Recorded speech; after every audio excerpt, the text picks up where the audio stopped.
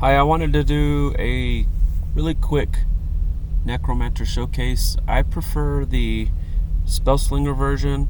The difference between it, the normal Obsidian Cloak, and then there's the one that's kind of geared more towards Beastmasters.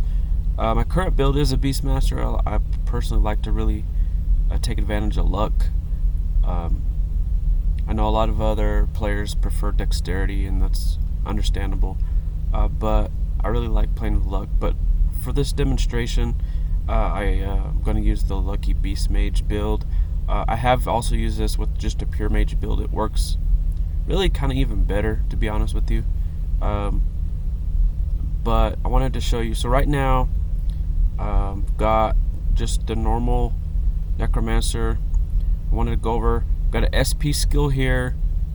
All the fear skills. This is a darkness based, fire based, and then harm based. On the Spellslinger version, these are all MP costs. For the other two versions, it's SP. I like to avoid using SP as much as possible personally, because I feel like MP healing is a lot easier. In fact, this armor can heal itself with MP. The race skeleton, these are all going to be MP upkeeps on the Spellslinger version. I also prefer MP upkeep with my guests, so that's another reason why I prefer the Spellslinger. You've got your Grievous Weave, so right now that means all spells are going to try to inflict bleed. That costs some SP per turn.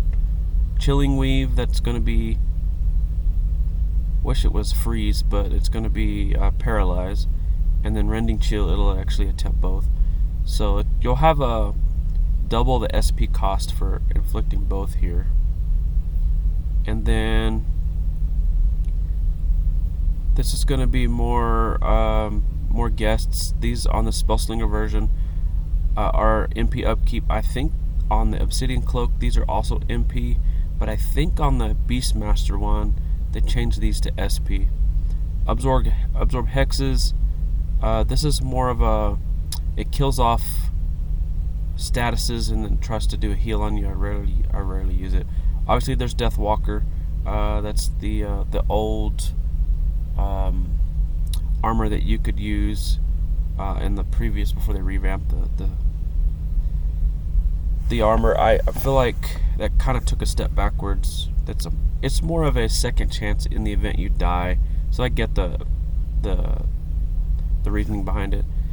On the Spellslinger version, you're going to get plus 50 int. On the other two version, you're going to get 35 int and 35 charisma. What's weird is if you transform into the Deathwalker, it resorts back to the plus 35 and plus 35 version, even though you're using this.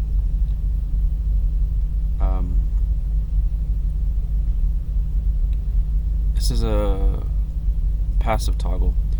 The Grasp Essence, this is what I'm going to mostly be showcasing today, and show you kind of, this right here is probably the most powerful skill that it has.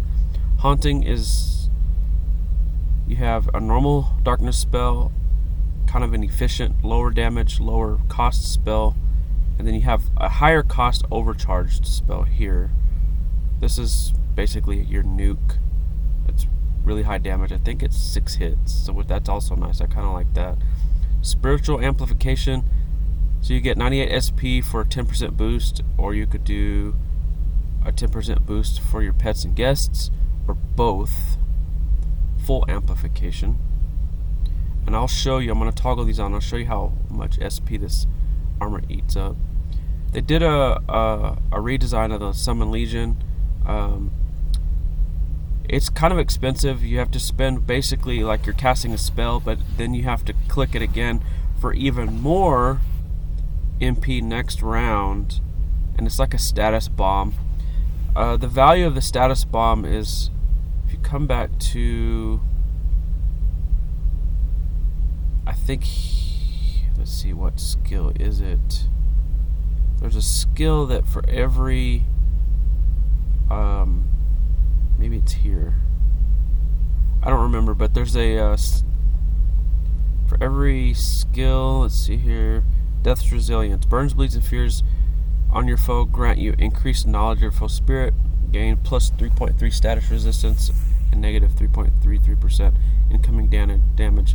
So basically it's a status bomb, and all of these statuses are going to be enhanced per status with this Death's Resilience skill.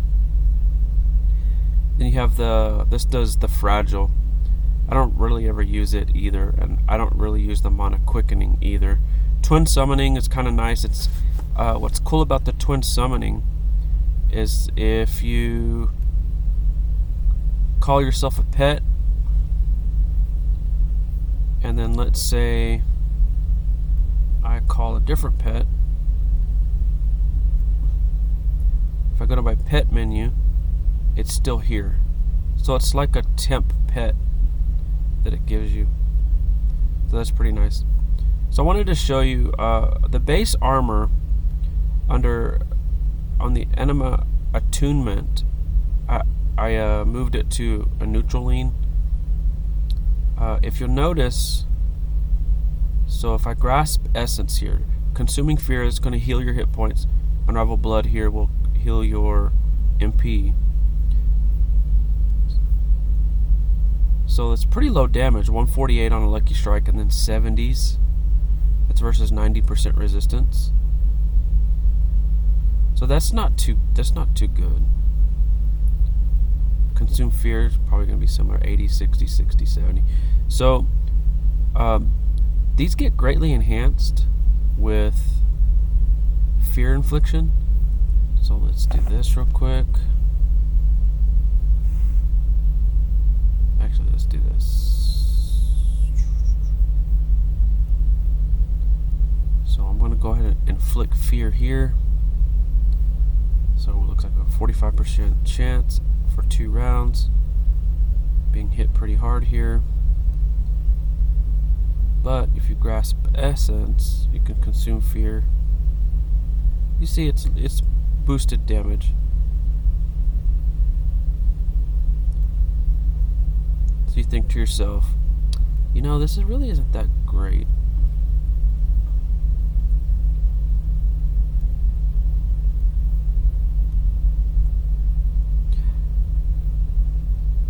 Alright, here's kind of a tough monster.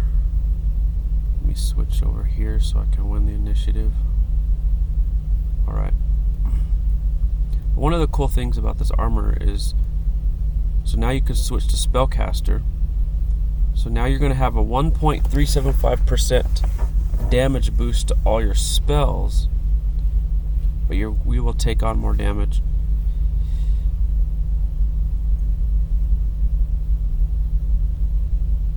So now, let's say you are lucky enough on a ultra rare golden gift box. So now I have a spell booster weapon. I'm also going to do this guy, and then I'm also going to do this guy. So now I've got booster pets up, and this guy is, what is it, 66.4 magic attacks. I ran out of room to be able to show me the spell boost, but it's pretty significant. It's probably half of what the magic attack is. So now, I'm going to show you real quick. Now, the other one was 90%. This is 120%.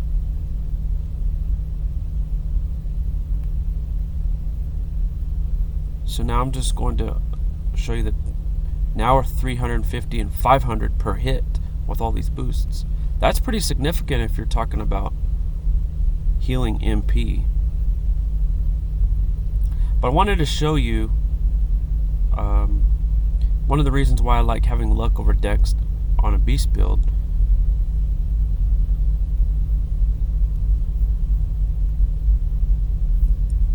I like to have the status infliction bonus that luck provides, because I think that having that helper, I like statuses. I think it makes the game more fun rather than just dropping bombs. I mean, if I wanted to just nuke every time. For me, it gets a little boring. But what I'm going to show you right now, so we've got some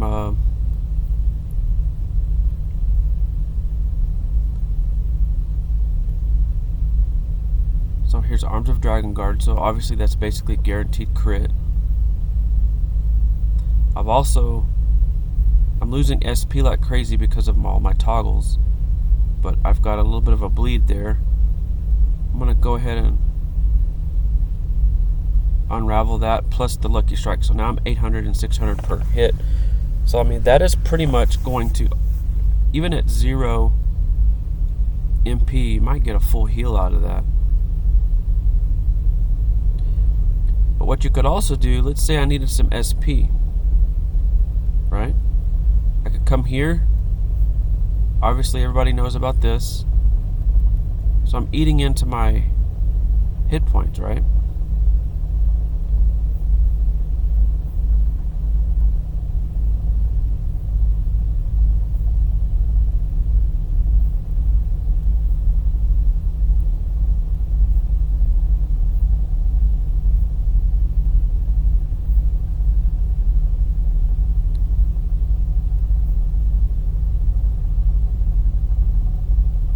So now, I have this, it gets me the fear potence. But what's nice here is I want to do, so that's just with the Lucky Strike, I just nuked him.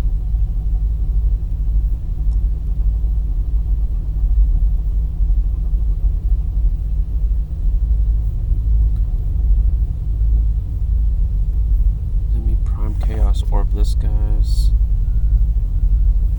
Alright, so let's do this.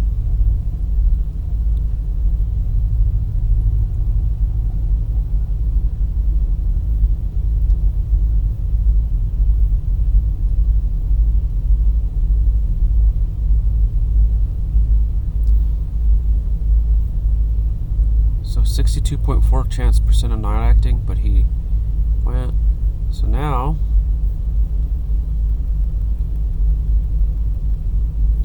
full heal my SP.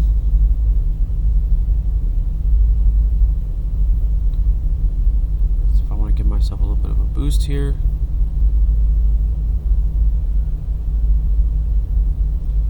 And then what I'll be able to do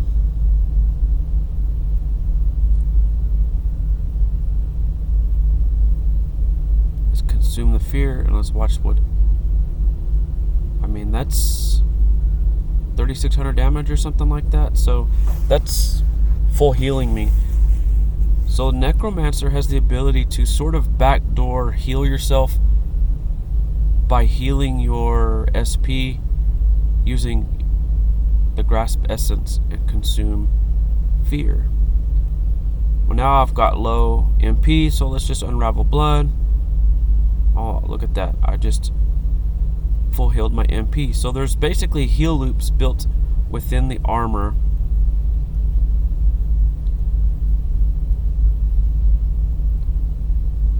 And one last thing I wanted to show off. So I would recommend everybody get this guy right here, Ferocious Crown, Frostval Crown, 1.5 times Lucky Strike damage.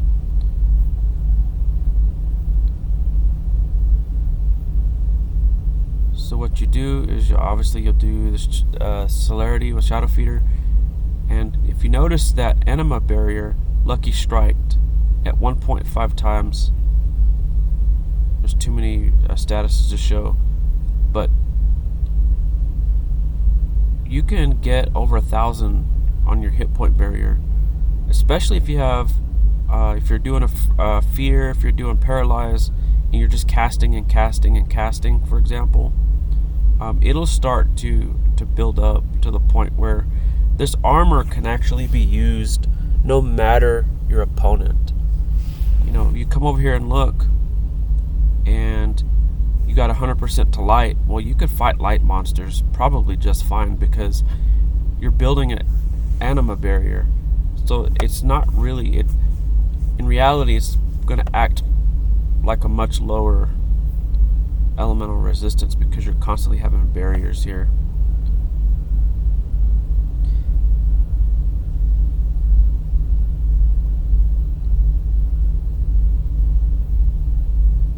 So basically my Arms of Dragonguard cast is going to be free because I'm going to Unravel Blood here, and that Lucky Strike damage is enhanced here, so you're healing both in the Consume Bleed and the Consume Fear just got enhanced, so you're basically able to heal however you want. It's just a constant loop. Got a 223 hit point barrier.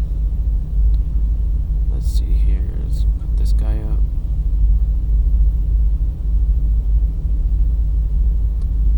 So it's 336 now.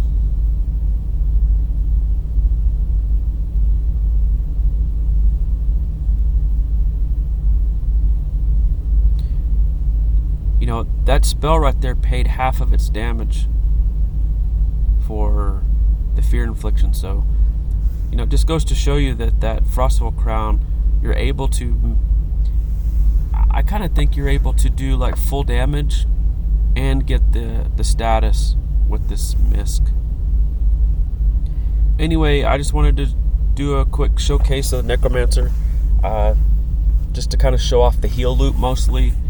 Especially with the Spell Slinger, you know, you're inflicting bleed every cast, and then the higher that bleed goes, the more you're able to basically replenish your mana. Thank you.